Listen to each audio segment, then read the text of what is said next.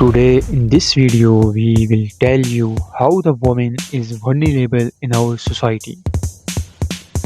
Women and girls make up half of the world's population, ergo half of its potential. However, they are subject to discriminatory practices that keep them in vulnerable situations. Food and nutrition, security, health, gender equality, climatic change, and environmental degradation, including biodiversity loss, are closely linked.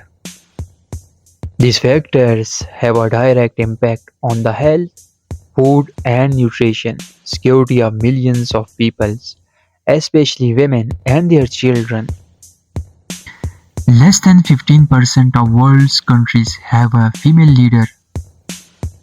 This is so perilous for ourselves, how the woman role is diminished in our daily life and in our society as a whole and in world. When it comes to healthcare and safety, this situation is more alarming. Women face significant inequalities. An estimated 830 women a day die in childbirth. This is so alarming. There are some shocking statistics from female murder too. Last year, the UN found that 130 women a day were killed by their partner or former partners. Worldwide, over 50% of women murders are committed by the victim's partner or family. When they have access to health, education, and care, women are again more likely to be ignored by doctors when they say they are in pain and serious health problems, or sometimes ignored for years.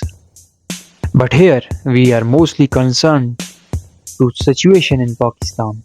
Despite Pakistan is an Islamic country and its religion give full rights to women, but due to some cultural norms, women are deprived of their rights.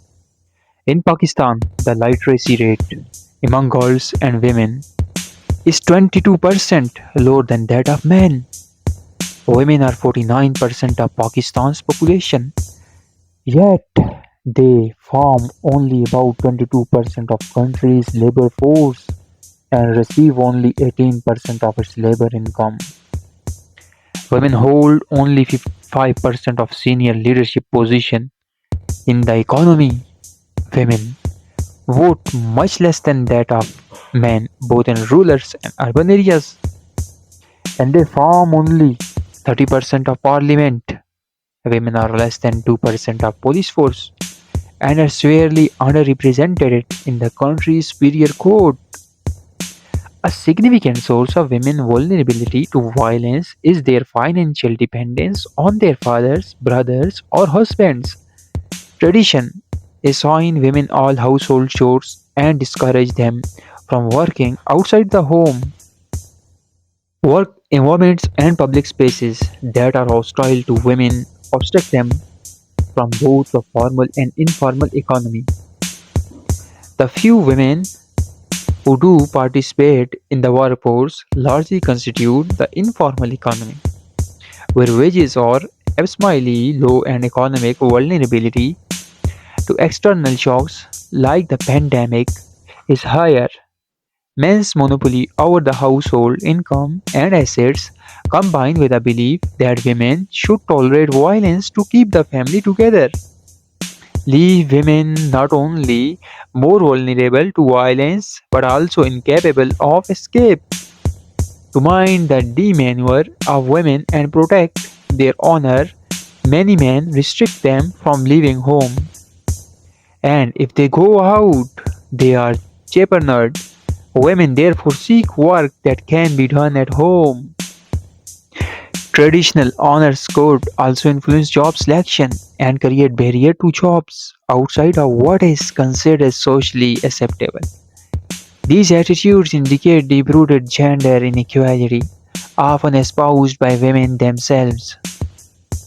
If we look to State Bank of Pakistan statistic, according to State Bank of Pakistan, women-owned business contribute only 1% to country's GDP.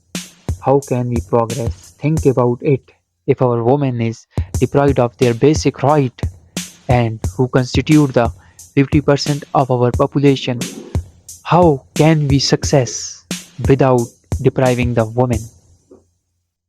Religion as well as our founding father Quaid Muhammad Ali Jinnah emphasized about the rights of women and told the people of Pakistan to give full rights to women. In 1944, Quaid Muhammad Ali Jinnah said, "No nation can rise to the height of glory unless your women are side by side with you. We are victims of evil customs. It's a crime against humanity that our women are shut up within the four walls of houses as a prisoner. There is no sanction anywhere for the deplorable condition in which our women have to live. We should take your wo- You should take your women along with you as a comrades in every aspect of life." This is not what we say. Our constitution also gave full rights to women about education under Article 25A. It is the right of women to get education. In gender gap reports, which is issued by World Economic Forum, Pakistan is also in lowest rank in gender gap report. In the World Economic Forum Global Gender Gap Report, Pakistan has been ranked 142 out of 146 countries, according to a report by Reuters Foundation. Pakistan is the sixth most dangerous country for women in terms of gender violence and fifth worst in terms of domestic violence. Pakistani women are victims of misogynist mindset, according to a research report titled Pakistan Education Statistic. Pakistan has the world's second highest number of children out of school. A total of 26 million children aged between 5 and 16 years are out of school. It is a bitter fact that more than 12 millions of girls are deprived of education in Pakistan. These are some of the alarming factors which I placed in front of you. As a citizen of Pakistan, now it is your responsibility to create awareness in your family, in your society, to educate women and to give awareness to women to participate in all sectors of society and to contribute to the country's economy. Without women role, we can't imagine that we get success.